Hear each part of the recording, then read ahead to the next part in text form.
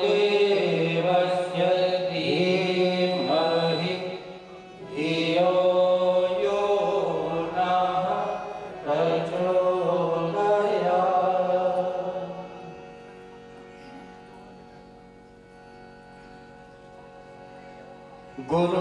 गुरुर्ब्रह्मा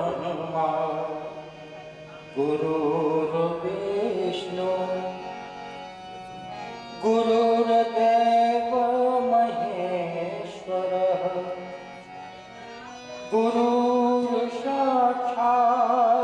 परब्रह्म तस्मै श्री गुरुवे नमः। मातृपत्लानेत्रे च पितृवत्मार्गदर्शिका नमोस्तु गुरुसत्तायै श्रद्धा प्रज्ञायुताचया। अखण्डमण्डलाकार व्याप्तं येन चराचरम् तत्पदं दर्शितं येन तस्मै श्री गुरुवे नमः। श्री राम भक्ति ऐसी श्रद्धा उभारती है, निष्काम भाव गणेशी ऋषि पथ निहारती है, भगवान का पथ निहारती है।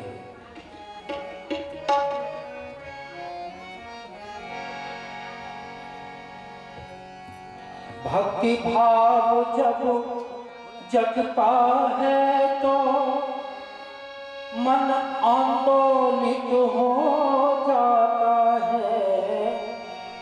राम काज को किए बिना फिर मन को चैन नहीं पाता है, मन को चैन नहीं पाता है।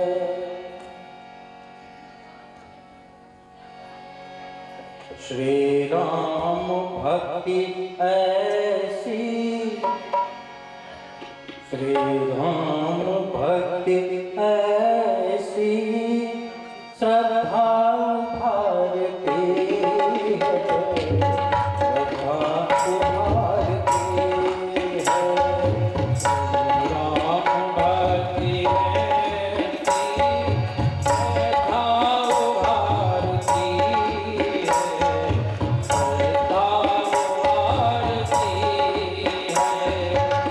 निष्काम भाव गणेशी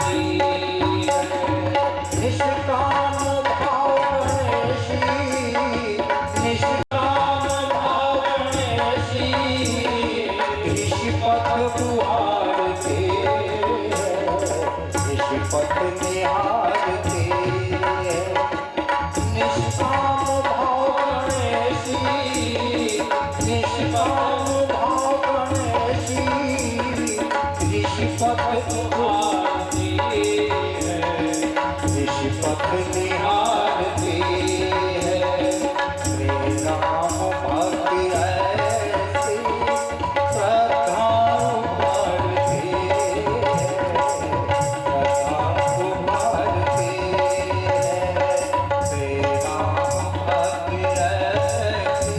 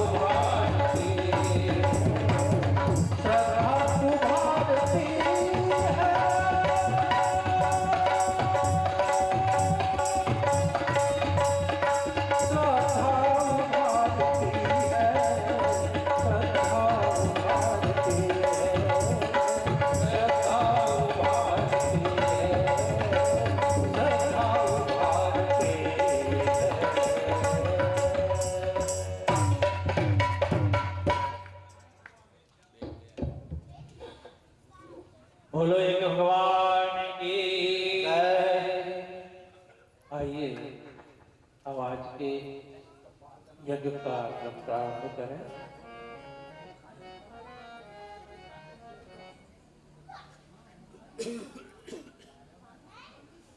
जो आ रहे हैं उनको हमारे कार्यकर्ता भाई बहन व्यवस्थित बिना शोरगुल के बैठाते चले।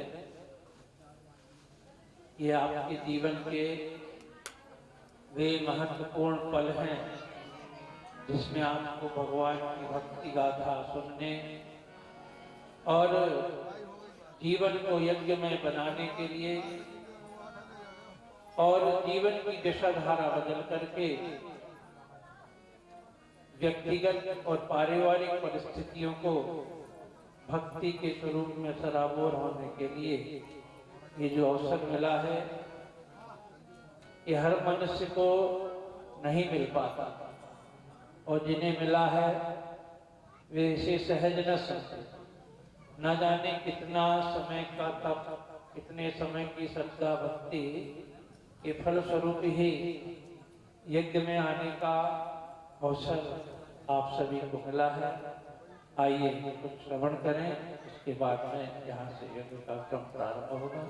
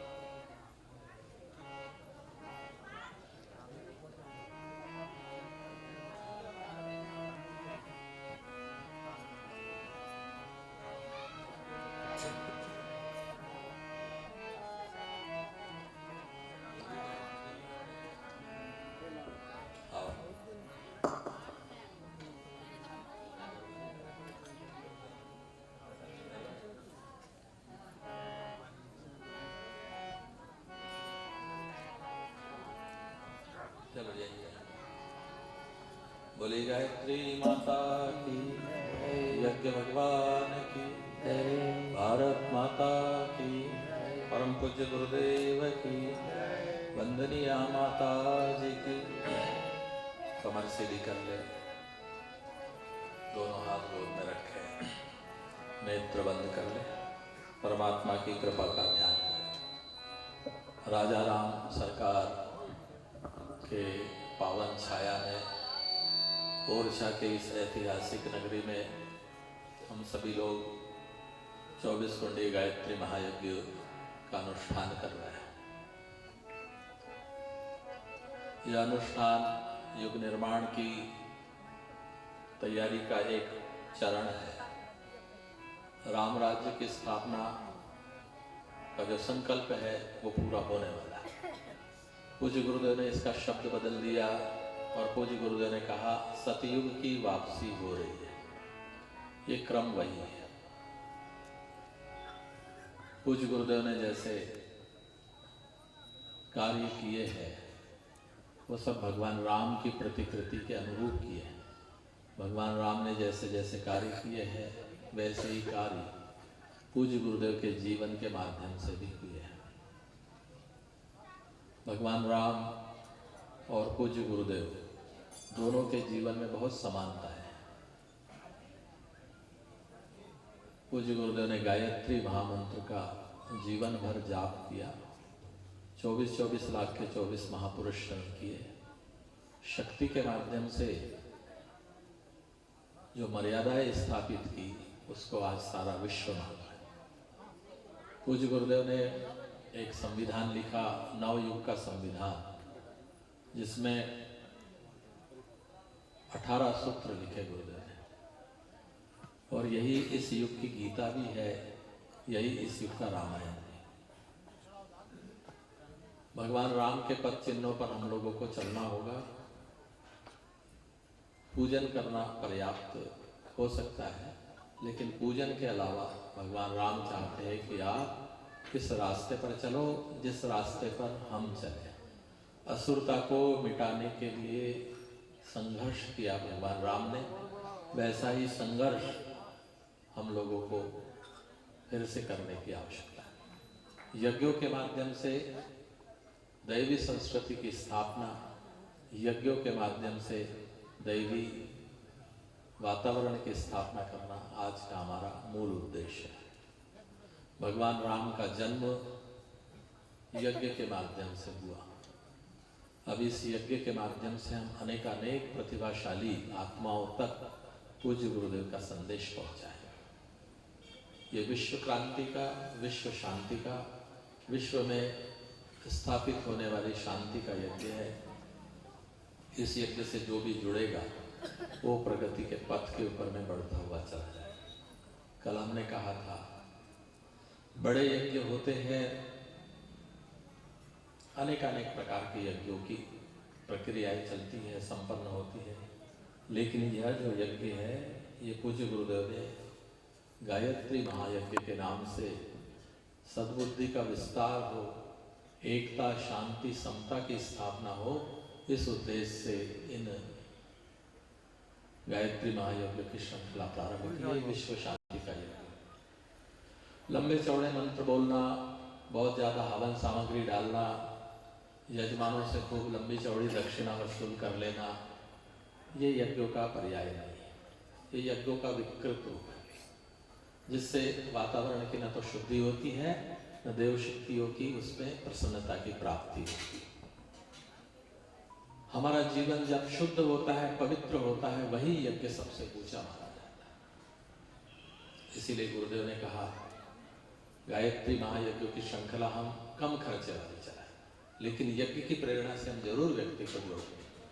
यज्ञ का तात्पर्य है दान, यज्ञ का तात्पर्य है देव पूजन, यज्ञ का तात्पर्य ही है हम देव पूजन करें, देवताओं के जैसे हमारे आचरण, देवताओं के जैसा हम संगतिकरण करें, और यज्ञ के अंदर में हम सब कुछ समर्पित कर दे और अंतिम में कहे स्वाहा इदम गायत्री इदम नमः। हमने जो कुछ भी किया है इसका हमको कोई अभिमान नहीं है, विश्व शांति के लिए हमने सब कुछ किया।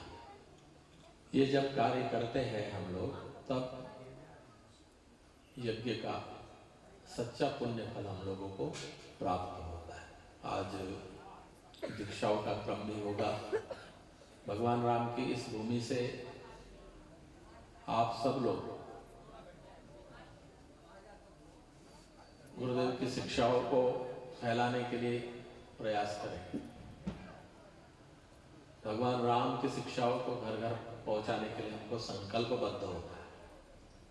आज का यज्ञ इसी भावना के साथ किया जाएगा कि भगवान हमको जो शक्ति प्रदान करेंगे उस शक्ति का उपयोग हम लोक मंगल के लिए करेंगे। सिर्फ स्वाहा कर देंगे उससे यज्ञ का लाभ मिल जाएगा, ऐसा नहीं। यज्ञ का पूर्ण लाभ तब मिलता है जब हमारी भावना उसके अनुरूप बनती है और कार्य करने के लिए हम लोग आगे बढ़ते हैं।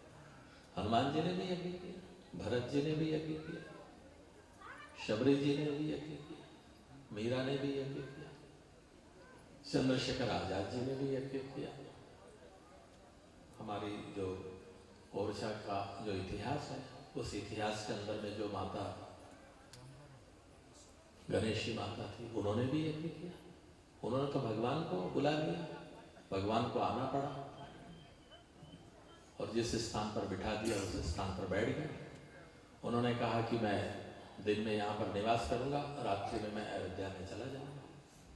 कितना बड़ा सौभाग्य है हमारा आपका, जिस नगर के हम निवासी हैं वहाँ पर भगवान राम साक्षात बैठकर सिंहासन पर बैठकर काम कर रहे हैं। आपकी हर व्यक्ति की एक समस्या उनको पता है और आपकी समस्याओं का ध्यान रखते हैं, न्याय भी करते हैं। शांति कुंज हरिद्वार में परम पूज्य गुरुदेव ने कहा हमारी चरण पादुका रखिए, ये शासन करेंगे। हमारी चरण पादुका है, यहाँ से प्रेरणा मिलेगी। हमने अखंड दीपक स्थापित किया है, यहाँ से काम। परम श्रद्धेय डॉक्टर साहब, परम श्रद्धेय अजीत जी जिनका जन्मदिन हम लोगों ने मनाया अभी 3 दिन पहले, हिमालय से मिलने वाली प्रेरणा, हिमालय से मिलने वाला प्राण प्रवाह, उसको लेकर काम करना। आप लोगों को प्रेरणा, आप लोगों को शक्ति हिमालय से, शांति कुंज केंद्र से, 7 ऋषियों का संगम जहाँ पर हो गया है वो शांति कुंज ऐसा तीर्थ है।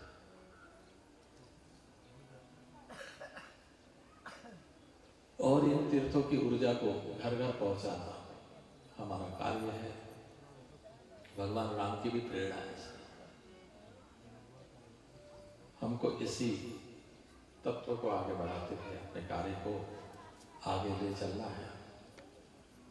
यहाँ तीर्थ की चेतना निवास करे। यहाँ से गायत्री परिवार के परिजनों के माध्यम से तीर्थ का विकास ओरछा एक अंतर्राष्ट्रीय तीर्थ के रूप में विकसित होगा। आने वाले व्यक्ति को गुरुदेव के विचार, आने वाले व्यक्ति के पास तक गुरुदेव का साहित्य पहुँचे, आने वाले व्यक्ति के पास तक गुरुदेव की प्रेरणाएं पहुँचे, इसके लिए भी हम लोगों को कार्य करना पड़ेगा। इसके लिए हमको शक्ति मांगना है, इसके लिए हमको भक्ति मांगना है, इसके लिए हमको ज्ञान मांगना है। और एक ही बात कहना है कुल मिलाकर, करिष्ये वचनम तम। हे भगवान, हम आपकी योजना को घर घर फैलाएंगे, पहुंचाएंगे। अभी इसी स्थान पर यहाँ से कुछ दूरी पर 108 कुंडीय गायत्री महायज्ञ भी प्रारंभ होगा। वहाँ पर भी इसी प्रकार की योजनाओं को दोहराया जाएगा और परम पूज्य गुरुदेव की योजनाओं को घर घर ले जाने का कार्य किया जाएगा। गायत्री परिवार वृक्षारोपण भी करता है, गायत्री परिवार नशा निवारण का भी कार्य करता है, गायत्री परिवार मूलभूत आवश्यकताओं को लेकर कार्य करता है।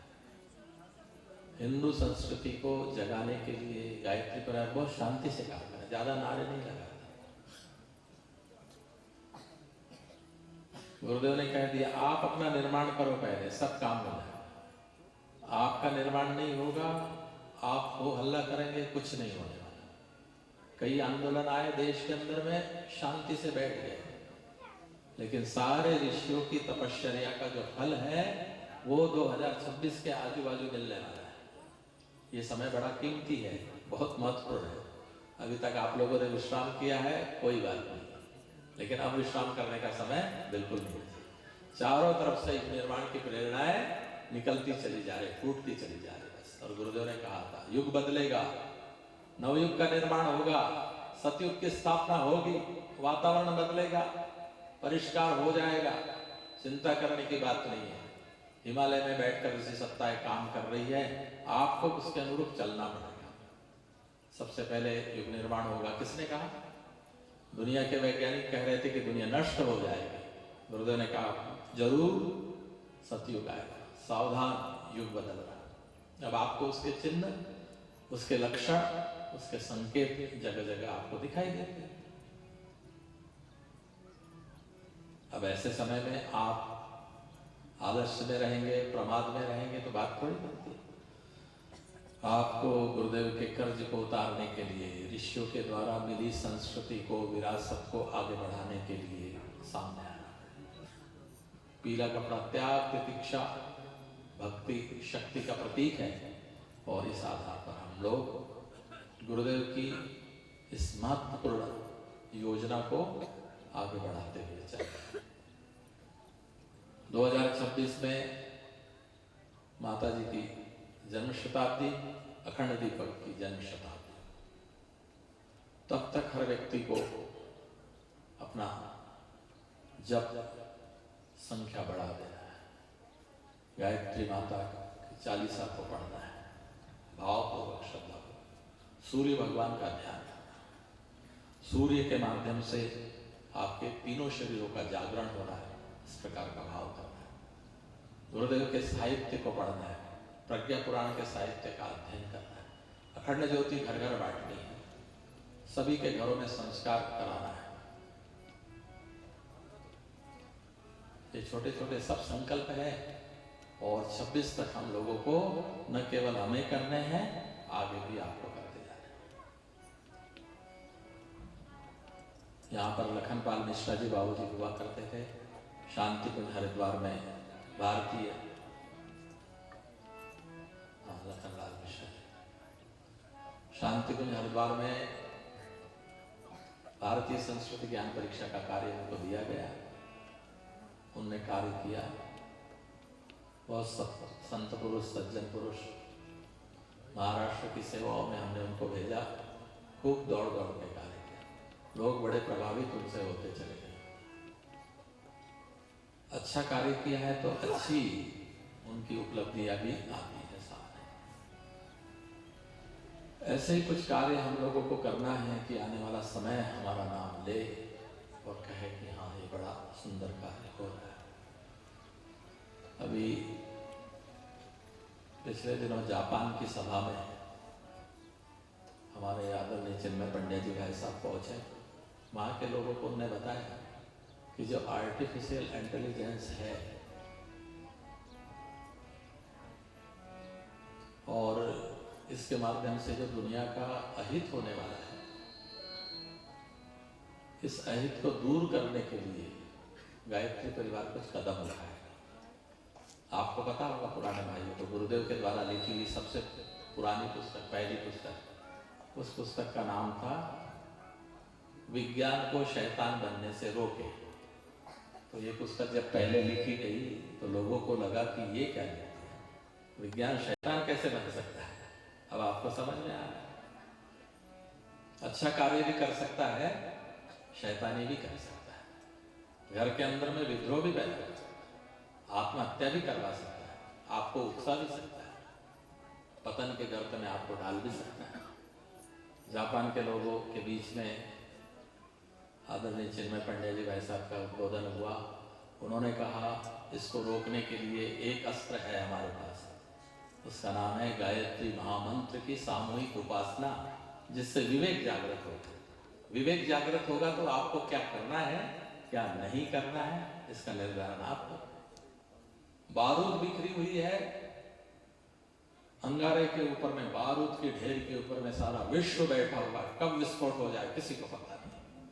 लेकिन अगर विवेक होगा, सामूहिक विवेक होगा, आप कहेंगे हमको इस रास्ते पर नहीं चलना, हमको प्रज्ञा के मार्ग का अवलंबन करना है, हमको श्रेष्ठता के मार्ग का अवलंबन करना, हमको विवेक के मार्ग का अवलंबन करना, ये है गायत्री।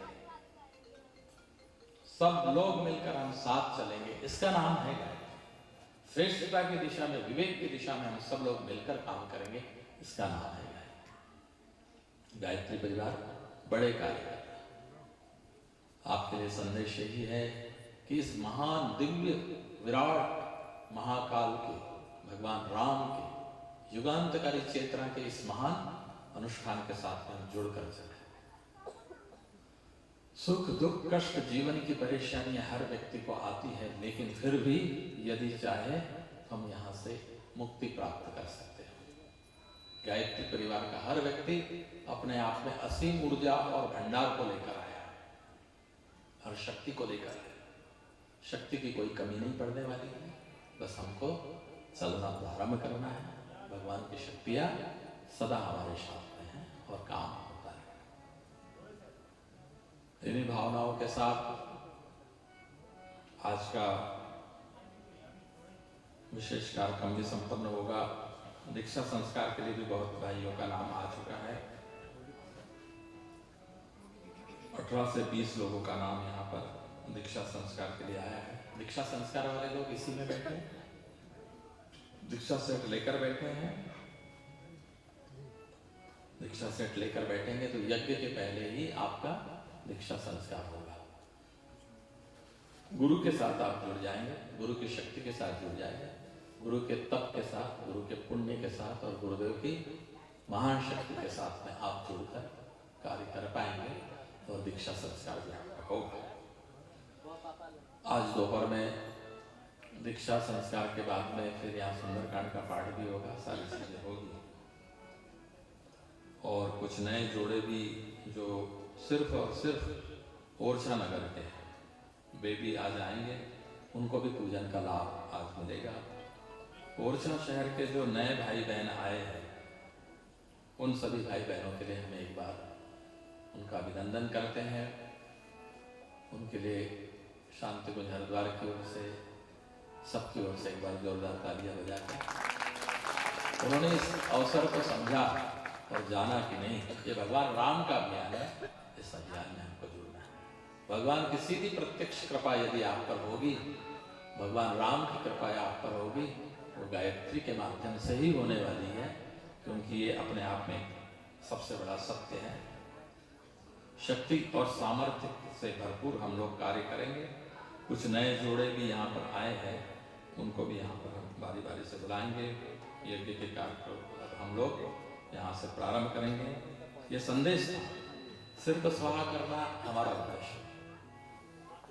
हम लोग जो यहाँ पर आपको बैठे हुए दिखाई दे रहे हैं, हमारा उद्देश्य गीत गाना नहीं है, तबला बजाना हमारा उद्देश्य, हमारा उद्देश्य कोई प्रवचन देना नहीं, हम कोई कथा गा, लेकिन हम परम पूज्य गुरुदेव के द्वारा दिए हुए संदेश को आपके पास तक पहुंचाने के लिए आए हुए हम संदेश वाहक हैं। जो ड्यूटी हमें गुरुदेव ने दी है कि ये मैसेज पहुंचा देना, बस हमारा काम समाप्त हो गया। आपको देना था मैसेज, हमने दे दिया मैसेज, इस मैसेज के ऊपर आपको कार्य। हम संदेश वाहक हैं, संदेश वाहक अपना संदेश सुना देते, गीत नहीं गाते, ज्यादा लक्ष्यदार मंत्र नहीं होते। हमारी वाणी के अंदर में वो चीजें नहीं होती कि 10 घंटा बैठकर हम आपको इधर उधर की बातें देता है। हम हिमालय की चेतना से जुड़े हैं, हम ऋषियों की संस्कृति से जुड़े हैं, हम युग निर्माण योजना के माध्यम से जुड़े, जिससे देश बदल रहा है, सारे विश्व के अंदर में प्रगति हो रही है। हिमालय का जो ध्रुव केंद्र है, वहां की शक्ति से हम आप लोगों को जोड़ने के लिए आए। इतिहास कहता है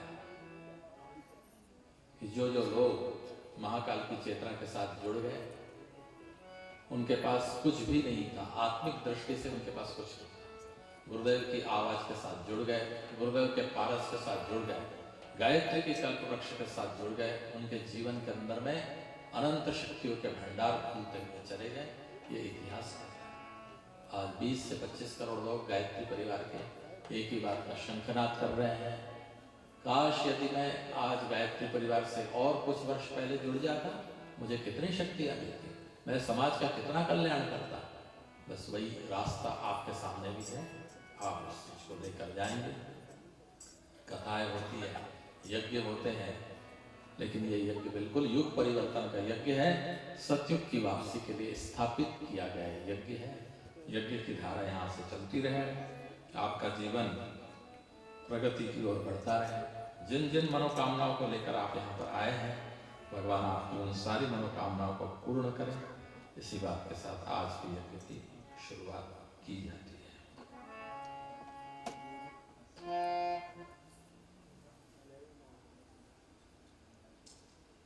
गुरु ईश वंदना।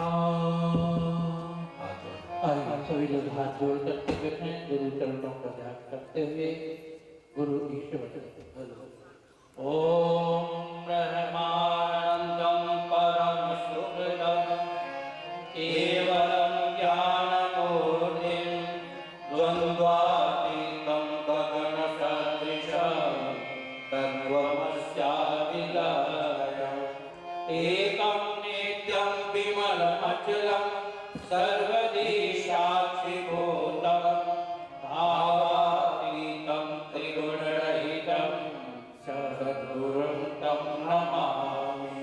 अखण्डानन्दबोधाय शेषसन्तापहारिणे सच्चिदानन्दरूपाय तस्मै श्रीगुरवे नमः। लक्ष्मीर्मेधाधरा पुष्टिः गौरी तुष्टिः प्रभारिणीः एकाभिः पाहि तनुभिः सहस्राभिर्मा सरस्वती। सरस्वत्यै नमो नित्यं भद्रकाल्यै नमो नमः। वेद वेदान्त वेदान्त विद्यास्थाने जयेव च माता स्वकीयपदपङ्कजभक्तियुक्ता एतां भजन्ति निखिलान् परान् विहाय। श्रीनिर्जलक्ष्मीनाथिकलेवलेन भुवनिवायुगगनाम्बुभिर्निर्मितेन व्यासाय विष्णुरूपाय व्यासरूपाय विष्णवे नमो वै ब्रह्मनिधये वसिष्ठाय नमो नमः। नमोस्तुते व्यासविशालबुद्धे उल्लालवृत्ताय कपात्रनेत्र येन त्वया भारतत्रैलोक्यपूर्ण प्रज्वालितो ज्ञानमया प्रतिभा प्रज्वालितो ज्ञानमया प्रतिभा। साधना के पवित्रीकरण। सभी कुंड से एक एक यजमान जल की कटोरी और फूल लेकर के अपने स्थान पर खड़े हो जाइए। सभी पूजन सामग्री के ऊपर मंत्र के साथ जल का अभिषेचन करते हुए सभी सामग्रियों में पवित्रता की भावना भरी जाती है।